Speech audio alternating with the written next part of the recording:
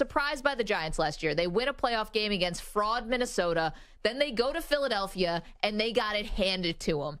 And Daniel Jones was bad against Philly. He was not good against Dallas. Against the actual good teams that the Giants played last year, Daniel Jones wasn't good. He got paid.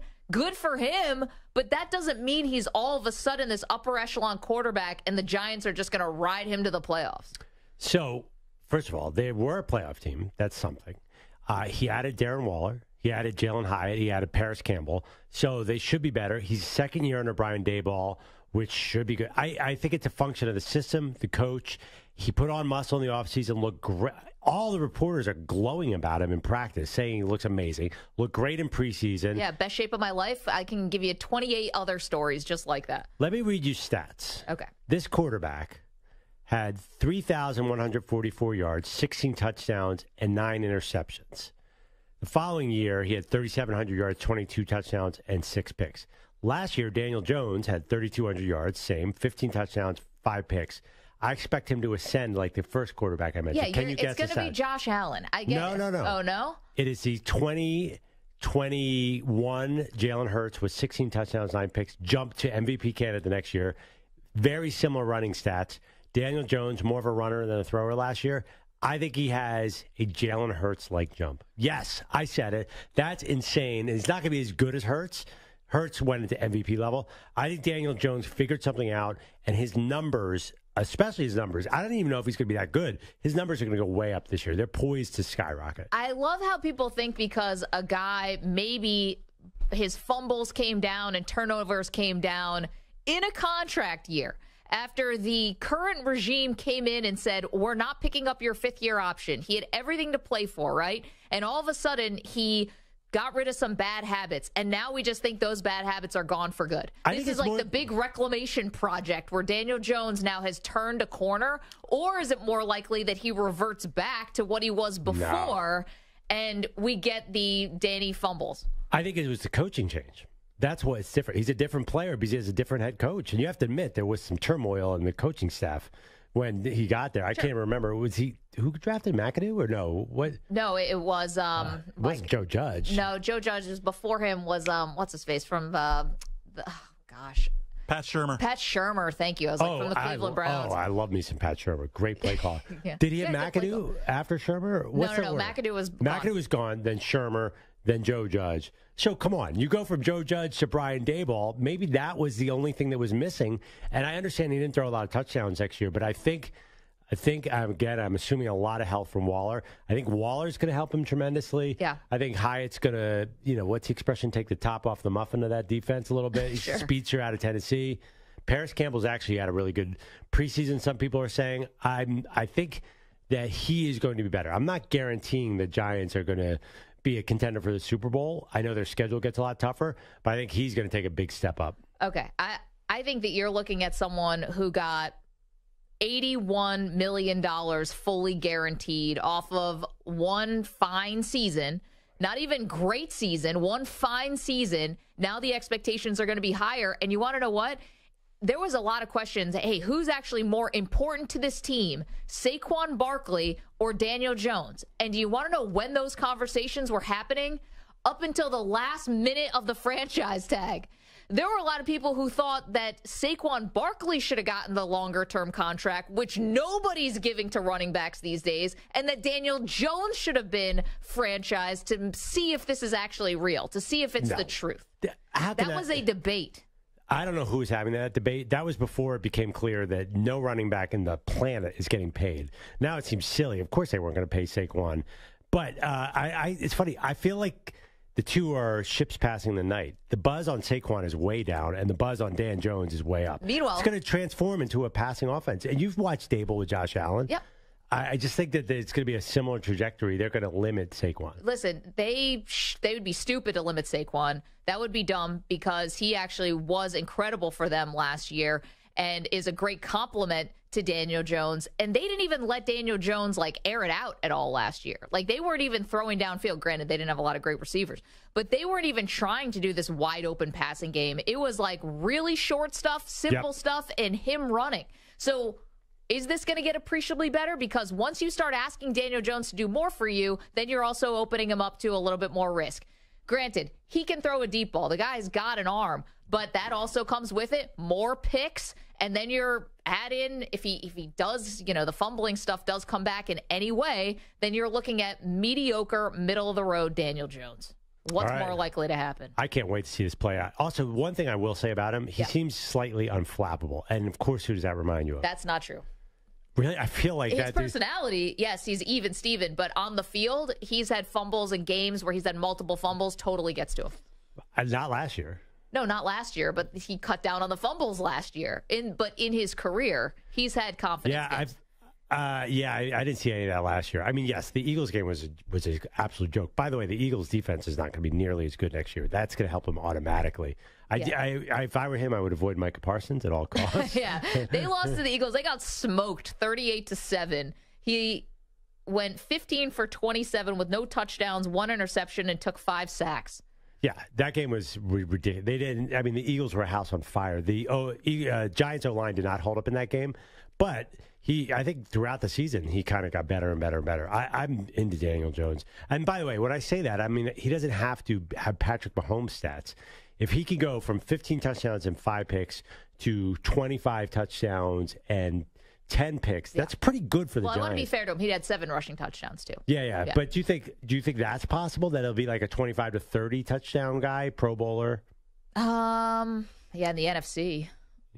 Yeah, I think his numbers are about to step up. Okay, if you don't think Daniel Jones is taking a step back, who do you think? So this isn't really fair to say a step back because he was on and off last year.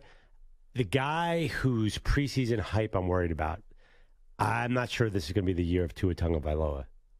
Oof. Because I disagree, by the way. Because his numbers fell off tremendously last year. It felt like, and I'm actually borrowing this from NFL Films analyst Greg Cosell, defenses figure out what the Dolphins were doing 100%. They were doing a unique offensive system, kind of like they called it their own air raid, where they was kind of throwing the spaces in the middle of the field, and then they started cutting off to his angles. And the last 5 games, he had 6 touchdowns and 5 picks. The first 7 starts, 19 touchdowns, 3 picks. Yeah, that was also 2 concussions in. But he had incredible success after the first concussion. After he came back from concussions, he got red hot. But then something changed. They started playing them differently. So now they have to make another adjustment. The other worry is all the injuries in Miami. It feels like they could be that snake-bitten team. Jalen Ramsey, other side of the ball. But I'm really worried about that. He's not going to be back till December. Jeff Wilson Jr., one of their 2 running backs, put on the pup. We saw that He'll be today, out 4 weeks. I just feel like Miami could be that team that's going to be struggling all year with injuries and not be able to maximize their talent.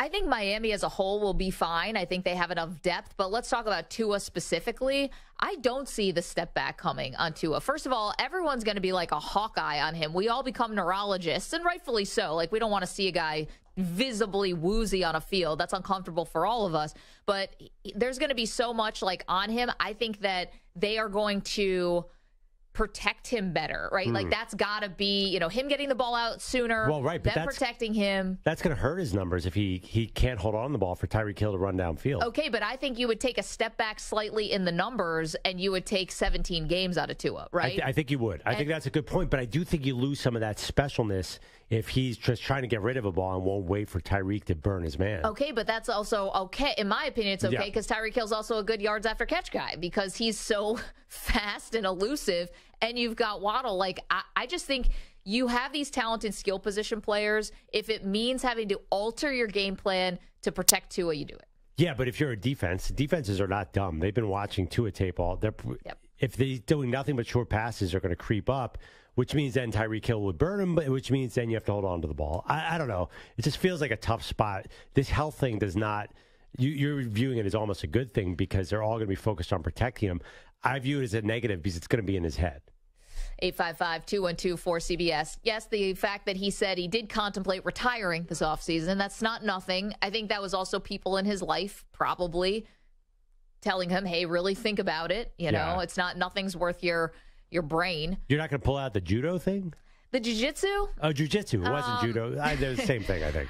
You know, I'm going to wait and see on the jiu-jitsu. Is there any factual evidence that helps you fall better and that's worked for quarterbacks? Probably. Jiu-jitsu is like wrestling, right? Yeah, but like the thing is about jiu-jitsu though is the other guy 300 pounds because usually jiu-jitsu you're kind of fighting somebody who's sort of your same weight and height. So everything I know about jiu-jitsu, which is from watching Anthony Bourdain do jiu-jitsu, because he was really the jiu-jitsu. It's about the using former chef? Yeah, you use the opponent's weight against them. So it's about manipulating that person coming at you. Yeah.